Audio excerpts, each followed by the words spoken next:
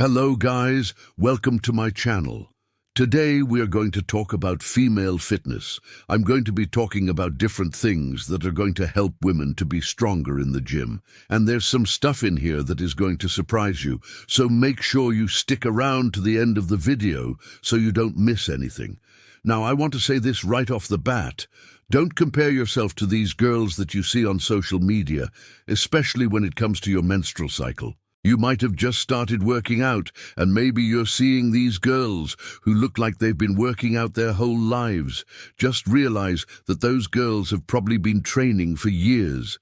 Some of them probably have hormones that have been optimized for years. They might be doing things like taking birth control pills. They might be doing other things to make sure that they get the most out of their body. And if you're comparing yourself to someone who has had a head start, of course you're going to feel bad, so don't do that.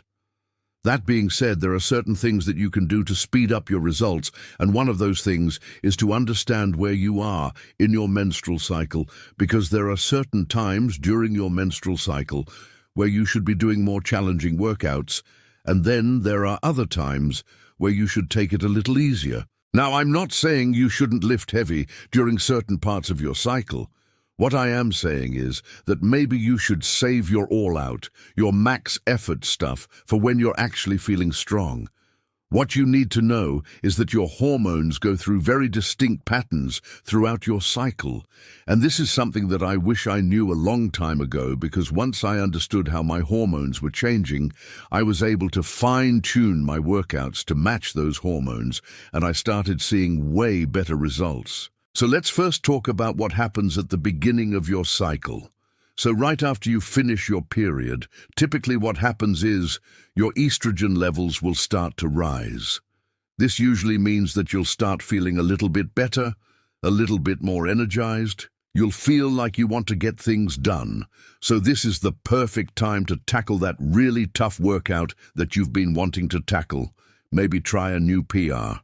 This is the perfect time to do that, because you're going to have a lot of energy. You're going to feel good. Your estrogen levels are high, and higher estrogen also tends to make you a little bit more flexible. So if you're trying to work on some flexibility, this is also a great time to do it.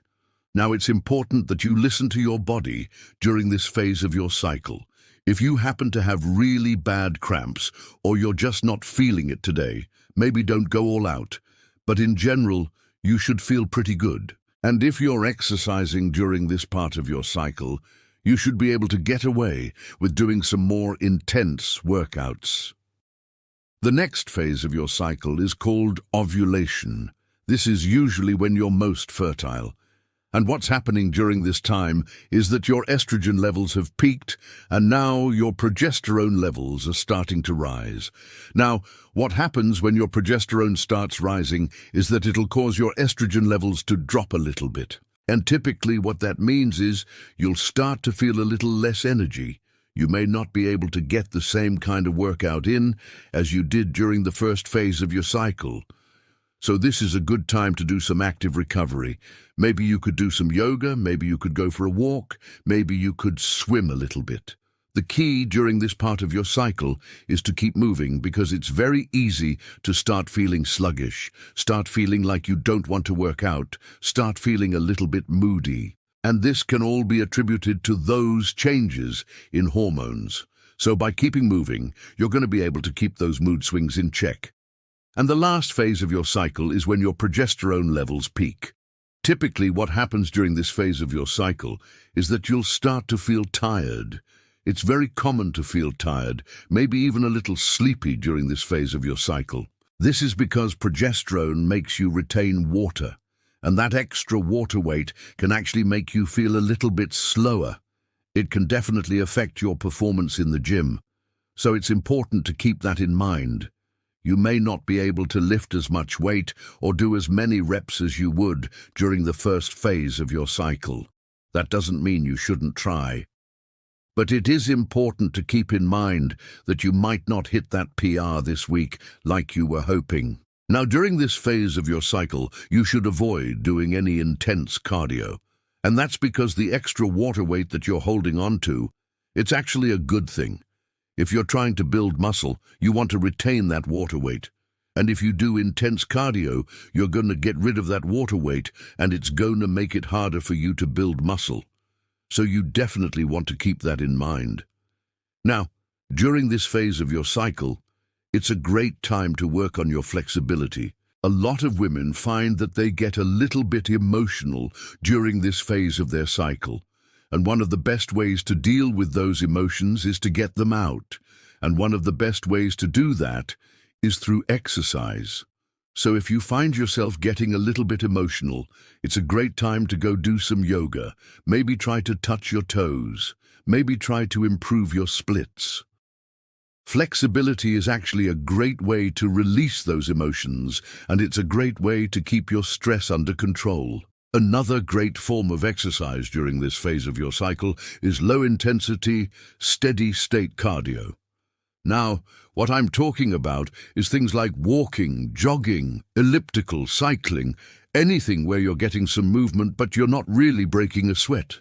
This is a great time to do some active recovery, like I said, and it's going to help you keep those emotions in check.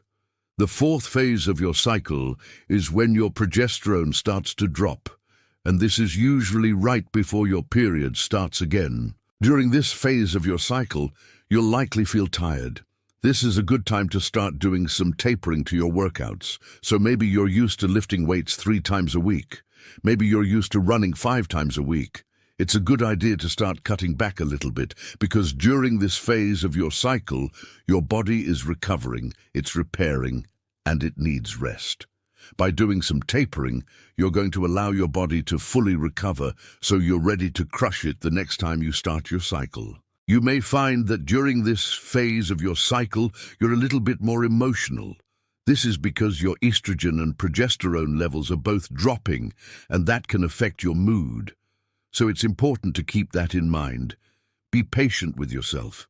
If you feel like you're having a little bit of a PMS breakout, just realize that it's normal and it's temporary. Now, if you're trying to lose weight, it may be helpful to do some intermittent fasting during this phase of your cycle. This is because when you fast, you're producing something called human growth hormone. And human growth hormone is at its highest when you're in this last phase of your cycle. So it's a great time to start fasting. You may also find that you get hungry less often during this phase of your cycle, and that can make fasting a little bit easier. In general, this is a great time to focus on your nutrition. Make sure that you're eating clean, make sure that you're eating healthy, and make sure that you're getting enough protein, because that's going to help you repair and recover from your workouts. I hope you guys enjoyed this video. If you did, make sure you stay tuned for more videos like this one.